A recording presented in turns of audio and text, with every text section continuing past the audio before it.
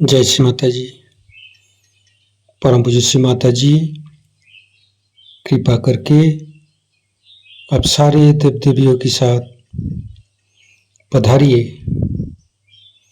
और आप ही की ये ध्यान और मेडिटेशन के दरबार को ध्यान से, निर्विचारिता से आनंद उपभोग कराइए। हम सब सारे विश्व की सभी शांत और शुद्ध आत्मा आप ही की प्रतीक्षा कर रही है। माँ, कृपा करके आप पधारिए। परम पूज्य श्री माता जी, आप ही की श्री चरण कमल पर कोटि कोटि नमन। कुंडली उठा के बंधन लेंगे।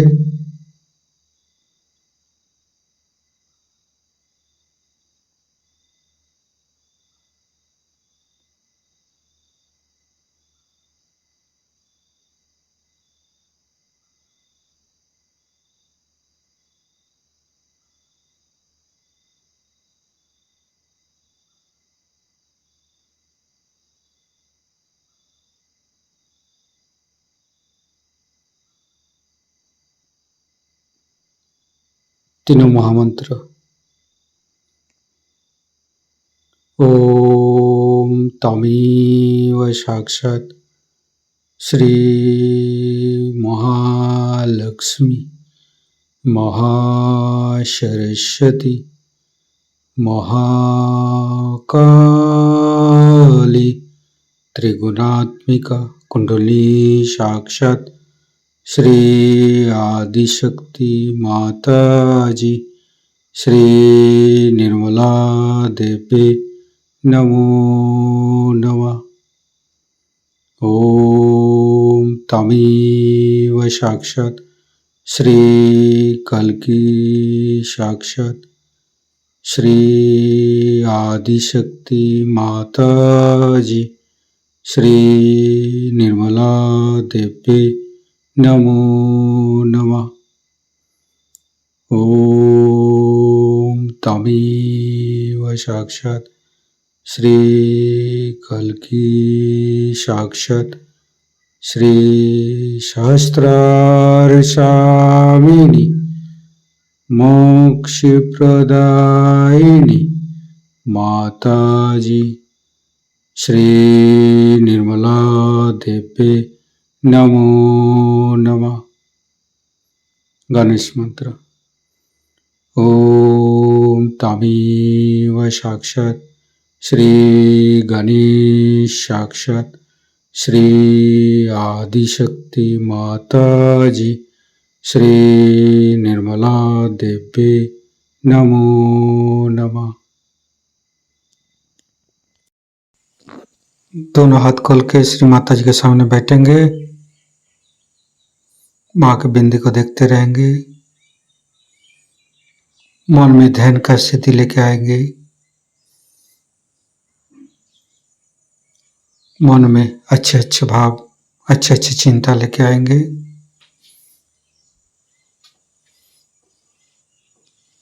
परम पूज्य श्री माता जी, ये हृदय, ये हमारी सांसें, ये रोम रोम आप ही का तो दिया हुआ। माँ, कृपा करके आप हमारे हृदय पर आइए और हमारे हृदय में माँ जगदम्बे के रूप में समस्त बाधाएं को, समस्त रोगों को दूर कीजिए। माँ, हे आदिशक्ति माँ, कृपा करके हमारे हृदय को सच कीजिए। सच हृदय कमलासन पर श्री चरण को स्थापित कीजिए। माँ,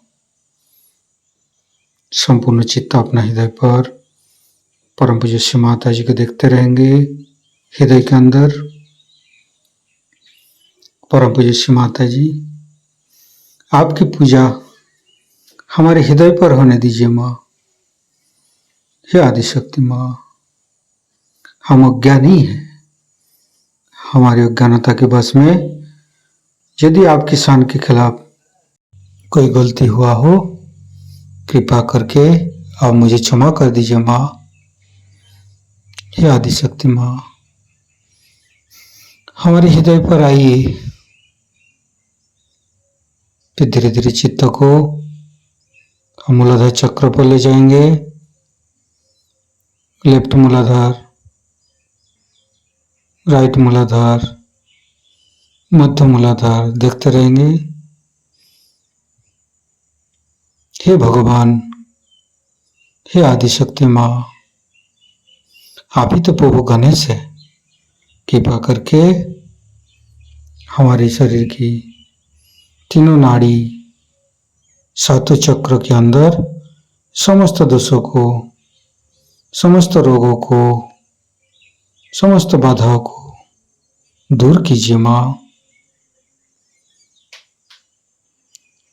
हे परमपिता परमेश्वर, हम कभी अतीत में चला जाते, कभी भविष्य में चला जाते, हमें मध्य में स्थापित कीजिए, हमें वर्तमान में स्थापित कीजिए माँ। संपूर्ण चित्त शरीर के मध्य भाग पर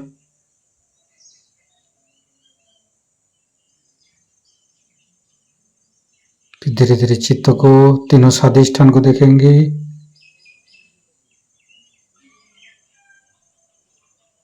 तीनों नाभि, लेफ्ट, राइट, मध्य। श्री माता जी, आप ही तो संतोष प्रदान करते हैं।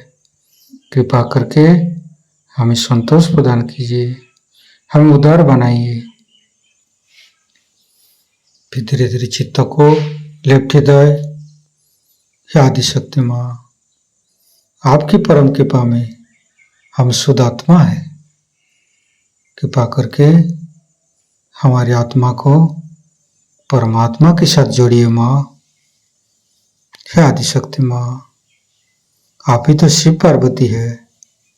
कृपा करके हमारे बाएं हृदय पर आइए और हमारी आत्मा को परमात्मा के साथ जोड़िए।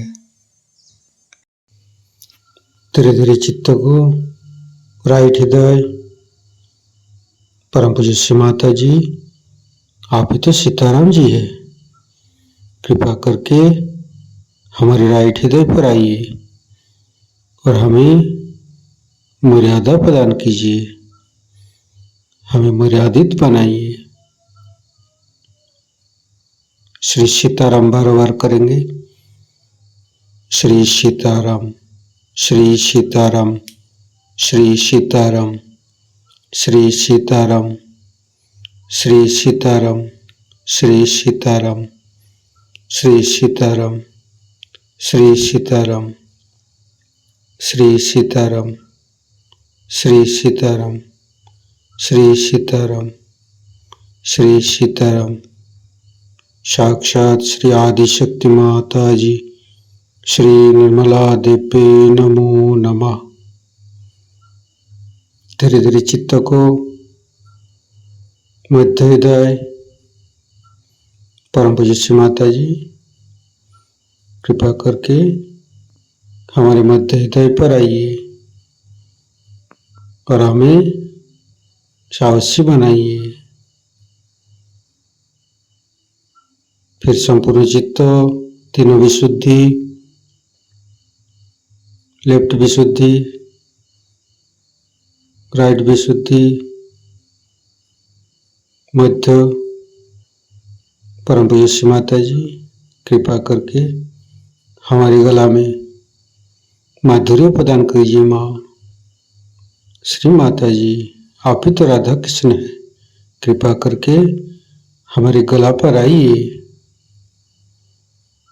फिर धीरे धीरे चित्त को फ्रंट आज्ञा, परम पूज्य श्री माता जी, हमें क्षमाशील प्रदान कीजिए। जीसस मेरी माता मंत्र लेंगे। ओम तमेव साक्षात श्री जीसस मेरी माता, साक्षात श्री आदिशक्ति माता जी, श्री निर्मला देव्ये नमो नमः। फिर वैकग्य शास्त्रार परम पूज्य श्री माता जी हमारे अंदर अहंकार पति अहंकार को दूर करके हमारे ब्रह्मरंध्र को खोल दीजिए। हमारे शास्त्रार पर आइए। संपूर्ण चित्त शास्त्रार पर रखेंगे। शास्त्रार के साथ लेफ्ट हृदय को जोड़ेंगे, राइट हृदय के साथ शास्त्रार को जोड़ेंगे, फिर मध्य हृदय के साथ जोड़ेंगे, फिर संपूर्ण चित्त शास्त्रार पर रखेंगे। परम पूज्य श्री माता जी हमारे पर ऐसी कृपा कीजिए ताकि आपकी अमृत वाणी को हम शास्त्रार से ग्रहण कर सकें। संपूर्ण चित्त शास्त्रार पर परम पूज्य श्री माता जी को अमृत वाणी हम शास्त्रार से ग्रहण करेंगे। सत्य को खोजने वाले आप सभी साधकों को हमारा मैंने कल आपसे निवेदन किया था कि सत्य है वही है, हम सत्य को बदल नहीं सकते, उसकी कल्पना नहीं कर सकते और इस मानव चेतना के साथ उसे जान भी नहीं सकते। सत्य जो है अपनी जगह ठीक है। सत्य को जानने के लिए हमें मानव चेतना से ऊपर उठना चाहिए। प्राण के जो कुछ कार्यक्रम हो रहे उसको देखते हुए नजर में ये बात आती है कि हर चीज मानो एक लाइन पे बढ़ती है और फिर वापस लौट के फिर हानिकारक हो जाती है। कोई सी भी चीज शुरुआत होती है और अंत में उसका दुष्परिणाम ही देखा जाता, क्योंकि हम ये नहीं जानते हैं कि किस हद तक हमें जाना चाहिए। संसार में जितने भी प्रश्न बताए, भूषण के प्रश्न, आपके ईश्वर के जितने भी प्रश्न और भी हैं, जैसे कि अनेक युद्ध हुए और इतने ही तरह के राजकीय प्रश्न खड़े हुए, आर्थिक प्रश्न खड़े हुए। इसके अलावा मनुष्य के अपने व्यक्तिगत जीवन में भी अनेक तरह के प्रश्न, ये सारे जो प्रश्न हैं, ये इनका उद्भव मनुष्य से हुआ, इसका कारण मनुष्य, मानव ने ये सारे प्रश्न अपने लिए करे, इसलिए इसका परिवर्तन होना बहुत जरूरी है। और इतनी सारी व्यवस्था अगर हमारे अंदर है तो हम क्यों न अपने आत्म साक्षात्कार को प्राप्त। तो यहाँ पर आप लोग जो आए थे इस राजस्थान की पुण्यभूमि में, मुझे बहुत आनंद आया कि सबसे सबको ये चारों तरफ फैली हुई परमात्मा की प्रेम की शक्ति महसूस, उसका बोध।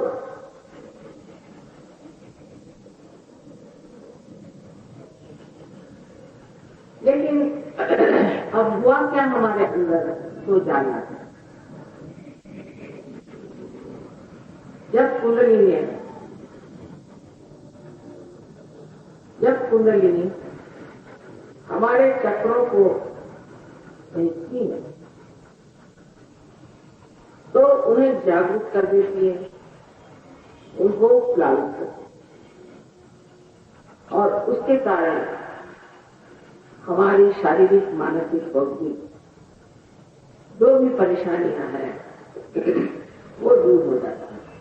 यहाँ तक कि हमारा लक्ष्मी तत्व भी जा पाते हैं। ये तो साक्षात करने की बात है। जो भी मैं कह रही हूँ उसका प्रमाण है या नहीं, इसका साक्षात होना। अंधश्रद्धा से ये बात आपको मान नहीं देगी, लेकिन जब ये बात हो गई, उसका साक्षात, उसका प्रमाण आपको मिल गया, तब फिर ईमानदारी से इसे मानना ही चाहिए। सर्वप्रथम मैंने आपसे बताया कि आप निर्विचार समाधि होते, माने ये कि आप उस दशा में जाते हैं जहां आप सतर्क, पूरी तरह से सतर्क, लेकिन आपके अंदर कोई विचार नहीं। जब आप चाहेंगे तब आप सोच सकते हैं, और जब नहीं चाहेंगे तब आप एकदम शांत हैं। इस तरह से आप वर्तमान में सकते हैं। और दूसरी दशा में आप निर्विकल्प समाधि में जाते हैं, जहाँ आप स्वयं ही अपने मास्टर हो जाते हैं, अपने गुरु हो जाते हैं। इतना ही नहीं, आप सारे अधिकारों से सुशोभित हो जाते हैं कि आप भी दूसरों को पार करा सकते हैं, दूसरों की उल्लंघनी जागरूक कर सकते हैं। और सारा ज्ञान का भंडार जो ये परम शक्ति है, वो धीरे धीरे आपके अंदर पूर्णतया ज्ञान को मिलती है।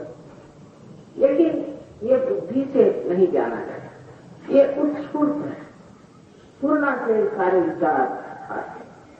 हमने देखा है कि बहुत सारे लेखक जो बिल्कुल उदीयमान थे वो बड़े भारी लेखक हो गए। बहुत सारे संगीतकार जो कि सर्वसाधारण संगीतकार थे वो बहुत बड़े संगीतकार। कारण यह है कि हमारे अंदर जो प्रेरणात्मक उत्स्फूर्त जिसे क्रिएटिविटी कहते हैं, उसको चालना, और उसकी चालना पाते ही मनुष्य एक नए आयाम में आ जाता है कि वो ऐसा कहता है कि पता नहीं कैसे, मुझे ये नहीं बता सकता कैसे, पर एकदम ये घटित हो। एक साथ है वो किस सहयोग में आए तो वो कहते थे कि मैं तो बिल्कुल हिंदी या मराठी या अंग्रेजी किसी भी भाषा में कभी प्रभुत्व नहीं पाते। वो स्वयं चार्टर्ड अकाउंट, सिर्फ गणित के सिवा मुझे कुछ नहीं आता। हठात एक दिन वो कवि हो गए और बहुत सुंदर कविताएं लिखने लगे, हिंदी में भी और उर्दू में भी, मराठी में। तो उनको खुद ही आश्चर्य हुआ कि मैं कैसी इतनी सुंदर कविताएं लिख रही हूं, और वो श्रृंखला इतनी सुंदर बनाने लग गए कि सब लोग सोचने लगे कि ये जो कभी एक शब्द भी इन्होंने किसी वाङ्मय में या किसी साहित्य में पढ़ा ही नहीं है, वो इतने साहित्यिक कैसे हो। तो ये सारा जो ज्ञान हमें है, ये भी सब परमात्मा की। जब आप उसके साम्राज्य में करते हैं तो हर तरह का ज्ञान आप प्राप्त करते हैं। किंतु सबसे बड़ी चीज जो हमारे अंदर होती है वो ये है कि हमारे अंदर एक नया आयाम, नया डायमेंशन तैयार होता है, जिसे हम एक सामूहिक चेतना कहते हैं। माने हमारे उंगलियों पर हम महसूस कर सकते हैं, उंगलियों पर हम महसूस कर सकते हैं कि हमारे चक्र क्या है, उसके आंखों को रोगा, और दूसरों के चक्रों में क्या रोगा।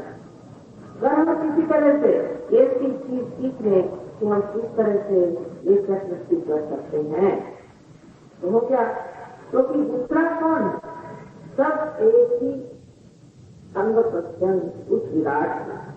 जब वो जागरूक हो गए तब वो जानते हैं कि हम सब एक। जैसे समझ लीजिए कि इस हाथ को कोई शिकायत हुई तो फौरन ये हाथ उसे मदद करने के लिए दौड़ा, किंतु अगर समझ लीजिए एक उंगलीगत किसी तरह से बिल्कुल ही सो गई हो, नम हो गई हो, तो उसको कुछ भी हो जाए तो पूरे शरीर को मालूम नहीं पड़े। उसी प्रकार जो लोग सोए हुए हैं, जो जागे नहीं, वो इस शरीर से विराट अंग प्रत्यंग बने है तो अंग प्रत्यंग, लेकिन अभी जागृत नहीं। इसलिए जो ये सामूहिक चेतना का कलेक्टिव कॉन्शियसनेस की जो नई धारणा हमारे अंदर अकस्मात हो जाती है, ये हम अपने सेंट्रल नर्वस सिस्टम पे जानते हैं, अपने मज्जातंत्र पे जानते हैं। हम हमारे उत्साह में हमने जो कुछ भी पाया वो हम अपने नसों पर ही जानते हैं।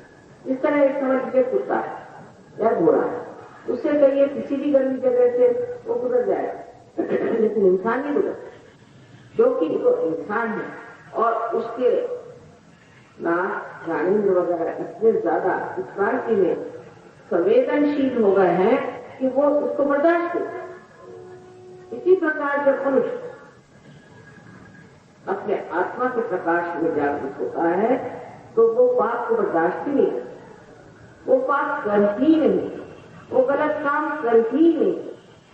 अब आप साधु संतों को जाना है, वो कोई गलत काम नहीं, वो किसी को सताते नहीं, किसी को मारते नहीं, किसी को पीटते नहीं थे, किसी का पैसा लूटते नहीं थे, किसी के प्रति उन्हें किसी तरह का मत्सर नहीं था, कोई किसी का उन्होंने पतन नहीं, किसी को तकलीफ हुई तो दौड़ के गए, उनके प्रति करुणा, ये सब चीजें उनके पास आई थी। वो एक महान मानव। लेकिन जैसे ही आपको ये घटित हो जाता है, ऐसे ही आप भी अत्यंत नेक, अत्यंत शारीरिक और प्रेममय, ये होना अत्यंत आवश्यक है। आजकल के जमाने में हम लोगों ने प्रेम चीज जानी है। अब देखिए, आप लोगों ने गाना गाया, मेरा इतना हृदय भर आया था कि समझ नहीं रहा था इस तरह से इसके रोके, क्योंकि हम भी, हमारे भी पूर्वज राजस्थान के थे, बहुत पुराने पूर्वज हमारे राजस्थान के बाद में जाकर के वो महाराष्ट्र में रहने लग गए, शालीवाहन। और आज इसी राजस्थान में इस तरह से मैंने अपने को पाया, तो जैसे कुछ मैके चले आ रहे हैं तो जी भर आता है, उस प्रकार आपके इस गाने से मेरा बड़ा हृदय जैसे ऐसा लगा कि सागर ही जैसे उमड़ पड़ा। तो इस तरह से मनुष्य की भावनाएं जो है वो भी अत्यंत संतुलित और अत्यंत प्रगाढ़। अभी तक हम किसी को प्यार भी करते हैं तो ऊपरी ढंग से करते, जब मतलब आ गया तो फिर वो प्यार नहीं करते, जब कोई जरा सी बिगड़ गई तो चीज खत्म हो जाए। इसी प्रकार हमारा धर्म भी है, ऊपरी तरह से हम धर्म करते हैं, अंदर धर्म नहीं है। धर्म के लिए हम सोचते हैं कि हम इस धर्म को मानते हैं, गुरु को मानते हैं, पर उस धर्म में और हमने बड़ी तफावत है। वो अंतर इतना बड़ा होता है कभी कभी कि आश्चर्य होता कि ये लोग धर्म को मानने वाले हैं, ये किस प्रकार धर्म को मानते हैं। और फिर इसीलिए लोगों को अरुचि हो जाती है। और आजकल के जमाने में आप देखते हैं कि हमारे बच्चे सवाल करते हैं कि ये क्या धर्म लगा है, ये तो सब झूठ है, सब झूठे लोग हैं, ये झूठे लोग क्या कहते हैं। ये बात बिल्कुल कि हमें धर्म अंदर सिद्ध करने के लिए, उसकी धारणा करने के लिए आत्म साक्षात्कार। जब तक आत्म साक्षात्कार नहीं होगा, आप कितने भी कर्मकांड करिए, कितने भी नाम लीजिए, कुछ भी करिए, धर्म आपके अंदर समाहित नहीं होगा। और फिर मनुष्य समझ हो जाता है, उसको किसी चीज का डर नहीं होता, वो सत्य पे खड़ा। ऐसा ही आज हमें समाज है और वो समाज बन रहा है धीरे धीरे। मैंने देखा कि अनेक देशों में ऐसे अनेक लोग, कोई बड़े विद्वान, पढ़े लिखे, कोई सर्वसाधारण काश्तकार, कोई छोटे मोटे काम करने वाले लोग, सभी इसमें समाज। थोड़े दिन पहले दिल्ली में एक प्रोग्राम हुआ था तो मैंने देखा कि डॉक्टर्स एंड इंजीनियर्स और इनकम टैक्स कमिश्नर्स और सेक्रेटरी साहब और उसके साथ हमारे देहात के लोग और सब बैठ के तालियां पीट के गाना गा रहे हैं। मैंने कहा हो क्या गया, सबक ये तो किसी साथ बैठे वाले, सारा अहंकार मैंने पता नहीं कहाँ चला गया और सब एक जीव हो गए। धर्म में भी जब आप करते हैं तो आप देखते हैं कि धर्म जो है उनके सारे तत्व एक ही आधार पर, आध्यात्म के पेड़ पर उगे हुए ये अलग अलग सुंदर फूल है जो हमने तोड़ लिए और तोड़कर लड़ रहे, ये हमारा, ये हमारा, ये हमारा। किंतु सारे का तत्वसार अध्यात्म, और अध्यात्म में जब आप करते हैं तो देखते हैं कि सब धर्मों के जो भी प्रेरक हो गए तो बड़े महान। आज आपको आश्चर्य होगा कि मुसलमान हैं हमारे यहाँ, वो गणपति की पूजा करते हैं, और जून लोग जो है मोहम्मद साहब की पूजा करते हैं, और ईसा की पूजा करते हैं, और ईसाई जो है वो आपके गणपति का सर्वश्रेष्ठ ऐसे सुना दे कि आप आश्चर्य कर ले। आदि शंकराचार्य का सारा ऐसी मंदिरी का जो हम लोग नहीं गा सकते, वो इतना सुंदर से सुना दे। आप तो देखिएगा, इसके अगले साल में उन सबको यहाँ लाऊंगा और आप आश्चर्य करें ये लोग किस तरह से इन्होंने हमारी सभ्यता को, हमारी संस्कृति को इतना आसानी से आपके पास ले लिया। नहीं तो एक शब्द भी अंग्रेजी का बोलना माने कठिन नहीं, हिंदी का बोलना कठिन। अंग्रेज लोगों को अगर एक भी शब्द हिंदी का सिखाना है तो कम से कम 1 महीना है, उस पर भी हो देता है। और अब ऐसा देखा गया है कि ये लोग पता नहीं हिंदी में कविताएं भी बनाने लगे। तो आपके भारत की सभ्यता जो है सारे संसार है, हम चाहे से वंचित हो रहे हैं, लेकिन वो अपनी भी सभ्यता में जो खराबियां हैं वो सहजों में पूरी तरह से निकल गए, और एक तरह से ऐसा कुछ वातावरण बन गया है कि बहुत ही सुंदर नेक नीतिमान लोग हैं। और जैसे कहना चाहिए कि एक देवदूत के आपसी प्रेम, आपसी बातचीत बहुत सुंदर। अब मैं आपसे बताना चाहती हूँ कि आत्मा का क्या चमत्कार है। आत्मा का जब वो हमारे अंदर प्रकाशित होते हैं तो हमारा जो चित्त है वो भी प्रकाशित है। वो चित्त ऐसा प्रकाशित हो जाता है कि उस प्रकाश को हम जहां भी चित्त लगाएं उसकी खबर हमारे पास आ जाए। जैसे यहां बैठे बैठे हम सोचे कि ये ऐसा है, उनको क्या शिकायत, तो फौरन आपको ये पता चल जाएगा कुछ। अगर आप जान सकें कि उनको क्या शिकायत है, और अगर आप ये सीख लिया कि शिकायत को किस तरह दूर करना है, तो यहाँ बैठे बैठे उनकी शिकायतें आप दूर कर। आत्मा का इस तरह से प्रकाश हमें अत्यंत धार्मिक भी बना। आंखें हमारी जो है वो स्थिर हो गई, और ऐसे आदमी का एक कटाक्ष दूसरे आदमी की जिंदगी में शांति, आनंद ला सकता।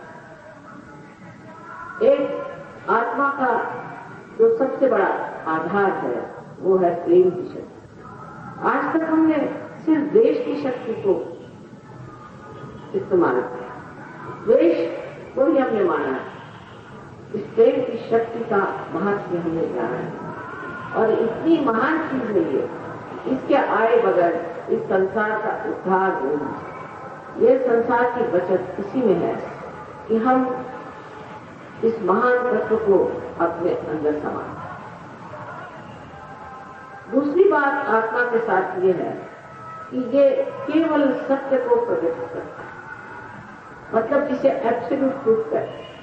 जैसे कि 10 बच्चे हों और उनके सर पे आप पट्टी बांध दें और उनसे कहें कि अच्छा बताओ ये जो सामने बैठे इनको क्या शिकायत है, तो वो सब वही उंगली साथ ही साथ सब एक उंगली दिखाएंगे या 2 दिखाएंगे या 3 दिखाएंगे, पर सब एक कैसे।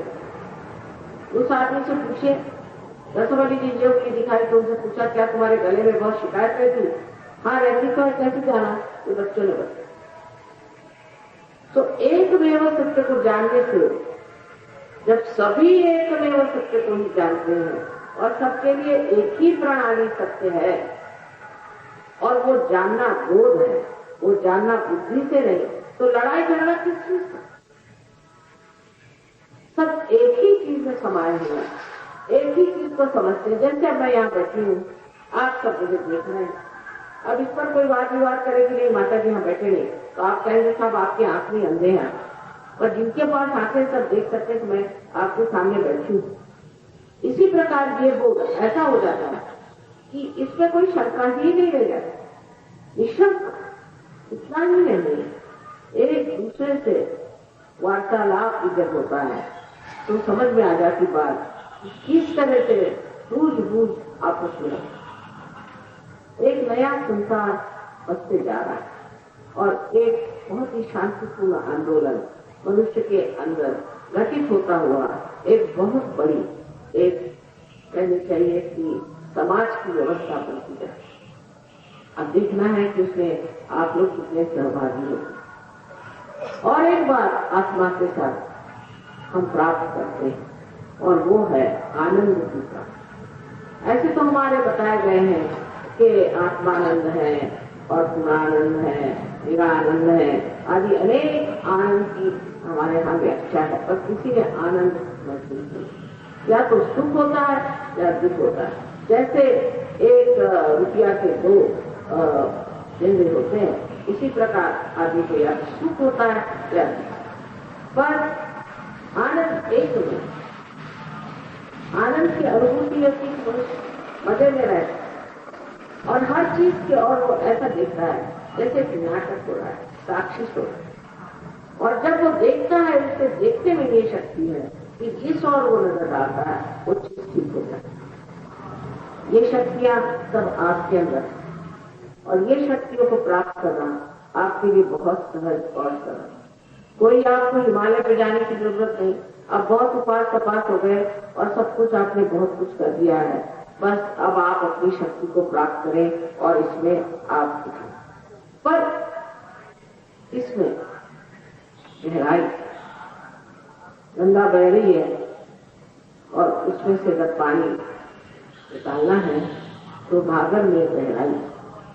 अगर मनुष्य अपनी गहराई की ओर न बढ़े तो उसमें गंगा जी का तो दोष है। दोष तो उस इंसान का है जिसने बहुत ही छोटी सी गागर गाई हुई और उस कहता है कि देखो इतनी बड़ी गंगा है और मुझे पानी है।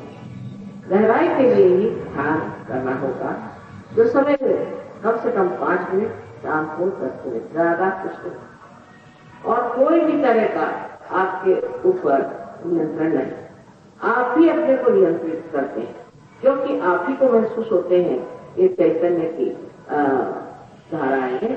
और फिर आप देखते हैं कि ये कम हो रहे, क्यों कम हो रहे, कौन सा चक्र पकड़ रहा है, कौन सा गड़बड़ हो रहा है, फिर आप अपने को संतुलन में लाते और संतुलन अपने आप बनता जाता है। ये बड़ी आश्चर्य की बात है कि जब अपने आप मनुष्य इसे प्राप्त करता है तो बगैर बताए, बगैर कहे वो सब गलत सलत बातों को छोड़ देता है। मैंने देखा है खासकर विलायत में, जहाँ लोग जरूरत से ज्यादा शराब पीते हैं और आजकल तो ड्रग्स वगैरह बहुत पीना चाहिए।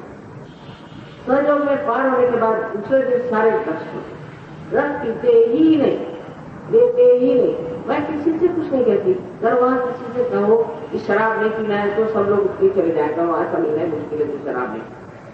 और कहने की जरूरत ही नहीं, वो अपने ही आप उसे छोड़ ही देते हैं, जो कि आत्मा के प्रकाश से मनुष्य देखता है कि ये चीज हमारे लिए घातक है, गंदी है, खराबी है।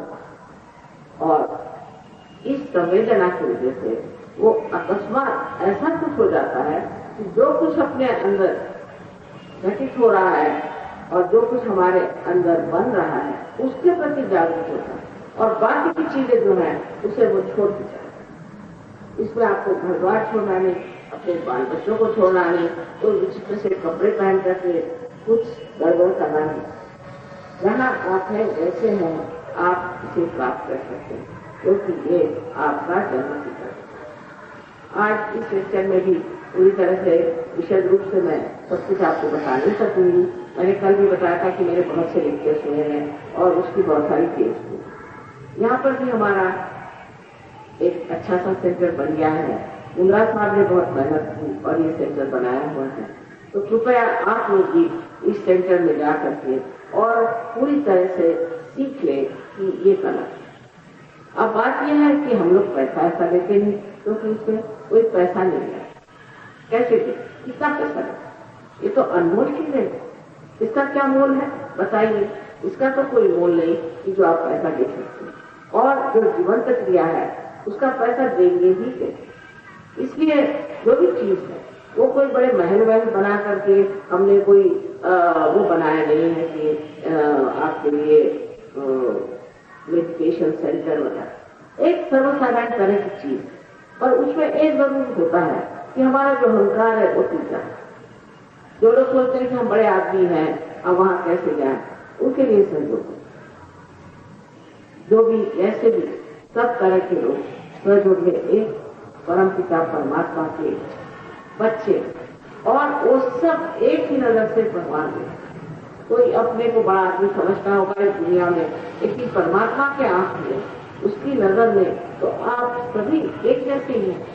इसलिए इस तरह की किसी को भी अपने प्रति भावना हो जाए कि मैं वहां कैसे जाऊं, मैं तो बड़ा आदमी हूं या कुछ है, तो वो न जाए तो ही अच्छा, क्योंकि वैसे भी उनको कुछ लाभ होने वाला।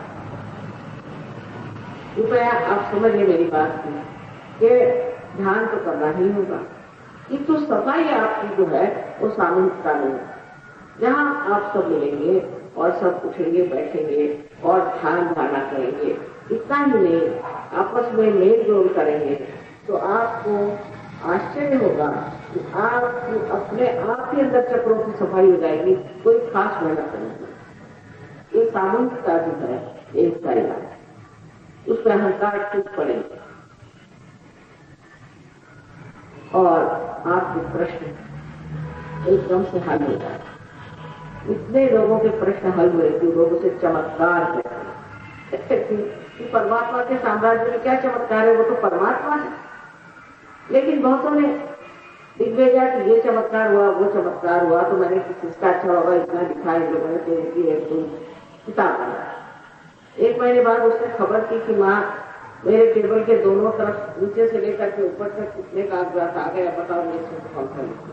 मैंने कहा छोड़ो मत लिखो, क्या करो, जो जो जो ध्यान में आएंगे प्राप्त करेंगे वो खुद ही इस चमत्कार। पर इस चमत्कार में कोई ऐसा नहीं होता कि आप कहीं से बबूत निकाल दें या अपने से डायमंड निकाल। ऐसा ही है, डायमंड निकाल सकते हैं तो अपने देश की आर्थिक परिस्थिति ठीक करें। वो तो ऐसे लोगों को डायमंड जैसे ज्यादातर जो माने हुए चोर हैं फायदा, ऐसे चमत्कार का किसको फायदा होता? और बबूत चाहिए तो श्मशान में जाइए, मनो मिल जाए, उसके लिए कहना तो चाहिए ये सब, या और तरह के चमत्कार लोग करते हैं। दूसरी चीज जो ये तांत्रिकों का चक्कर बड़ा जबरदस्त चल पड़ा है, इससे बच के रहें। ये बहुत ही खराब चीज है। सहयोग में आने पर आपको पता हो जाएगा कि ये तांत्रिकों की वजह से कितना लोगों को दुख रहा है, कितनी तकलीफ है। तो कोई भी जो तांत्रिक के पास जा रहा है या तांत्रिक से संबंध रखता है, उसके लिए सहयोग, या तो आप ऐसे लोगों को पूरी तरह से छोड़ दें और नहीं तो आप सहयोग को छोड़ दें। सहयोग में कोई आप पे जबरदस्ती हो ही नहीं, आपके मानने पर कहने पर होगी, क्योंकि आपकी स्वतंत्रता का हम मान करें। क्योंकि अगर आपको पूर्णतः स्वतंत्र होना है तो आपकी जो स्वतंत्रता है उसका तो हमें मान करना ही। किंतु अगर आपके ऐसे ऐसे चक्कर चले हुए हैं जिसमें आप डूब रहे हैं, तो पहले उन चक्करों को छोड़ने का पूर्ण निश्चय करें। पर उसमें कोई भलाई नहीं, कोई अच्छा ही नहीं है। मैंने तो आज तक किसी को देखा नहीं कि जो तांत्रिकों के चक्कर में रहा हो, उसकी कम से कम तंदुरुस्ती तो अच्छी रहे, उसकी तंदुरुस्ती तक अच्छी भी रहती। तो एक माँ के नाते मैं कहती हूँ कि तुमने इतने गुरु वरदान पार रखे हैं, तुम्हारी तंदुरुस्ती भी नहीं अच्छी तरह के गुरु को कहना, कम से कम तुम्हारी तंदुरुस्ती तो अच्छी रहे। और ऐसे गुरु वरदान अपने देश में कम है, बाहर ज्यादा चले। जो देश से छुटता है गुरु बन के बाहर जाता है और खूब रुपया कम, वो बेचारे घोड़े वाले क्या। अभी आपको पता एक पीएम करके चीजें, पीएम ट्रांसजेंडर, उसके एक मार्क आए हुए हमारे पास में। वो वहां के फ्लाइंग जमीन पे से 3 फुट पे कहते हैं कि हम आपको उठा लें, क्या जरूरत है? या कुर्सियां नहीं है, इसकी जरूरत क्या? ऐसे ही राष्ट्रों में ध्यान होता है, आपको जरूरत क्या है इस पागलपन की? 3 देने से उसके लिए 6000 फॉर्म मिले और मंत्र क्या देते हैं? इंगा इंगा और ठिंगा। ये क्या संस्कृत है? और वो मंत्र भी कान में कहते हैं और कोई किसी को मत बता, या कहेंगे राम का नाम या कृष्ण का नाम। अरे इसको बताने के लिए गुरु गायत्री चाहिए और उसको पैसे ना तो देना चाहिए। मंत्र भी एक बहुत साइंस है। जब कुंडली नहीं उठती तभी पता होता है कौन से चक्र का अटकाव है, वहां पे कौन सा मंत्र कहना है, क्या कहना है। ऐसे किसी को कोई मंत्र दे देना, किसी को कोई भी व्यायाम बता देना, ये तो ऐसा ही हुआ कि आबाई कुमार अंधाधुंध का बड़े ही अंधाधुंध काम है और भोले भाले साधक लोग ऐसे लोगों ने मिल जाए। वो विचारों के सबके नीचे के हिस्से टूट गए। उन्होंने केस वेस करी, उनको पैसे दिए और 6,000 रुपए, 6,000 पाउंड एक एक आदमी को दिया। ये खुद वो जो साइंस अकेडमी के जो डायरेक्टर थे उनको अध्यक्ष, उनकी बीवी को अध्यक्ष हो गए, उनके बच्चे को हो गए, इसकी डायरेक्टर हो गए। तो मेरे पास उन्होंने बताया कि माँ इंगा मंत्र का क्या मतलब होता है। मैं इंगा मंत्र मैंने जाना है और फिंगा और ठिंगा सबसे बड़ा तो ये, और कान में बता दिया और रुपया बना रहे हैं। आजकल उन्होंने दूसरे हर समय नया नया मार्केटिंग का निकाला और उससे अपने हिंदुस्तान के बड़े बड़े अफसर लोग थे।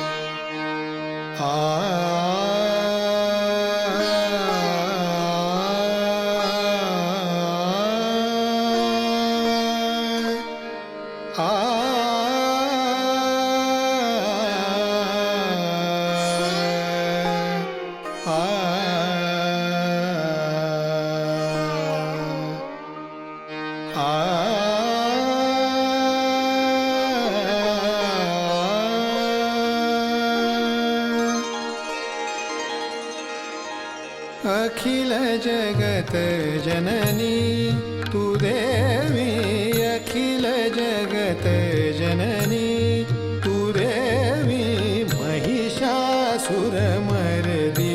भवतारिणी, महिषासुरमर्दिनी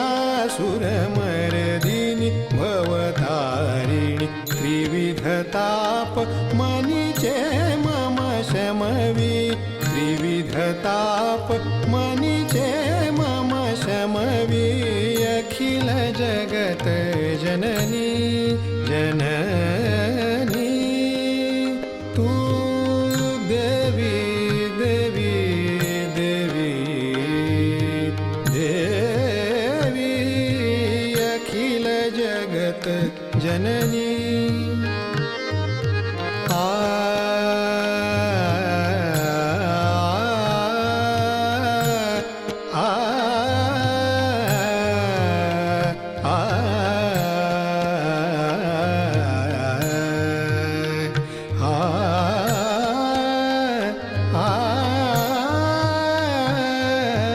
अखिल जगत जननी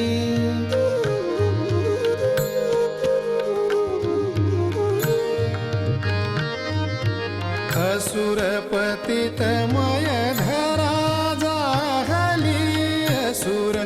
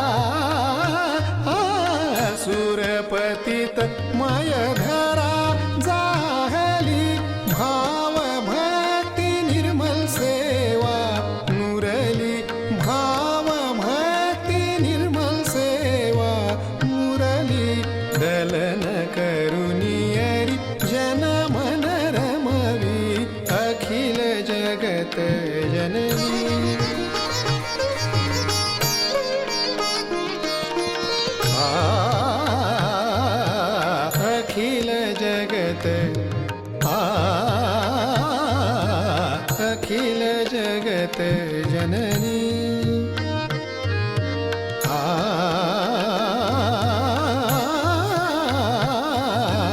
अखिल जगत जननी तू देवी अखिल जगत जननी अखिल जगत जननी अखिल जगत जननी तू देवी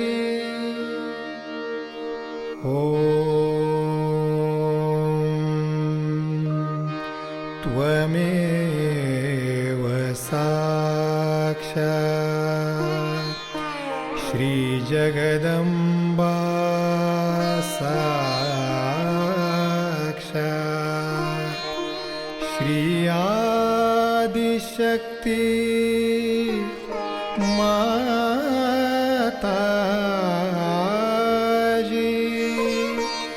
श्री निर्मला देवे नमो नमः नमो नमः नमो नमः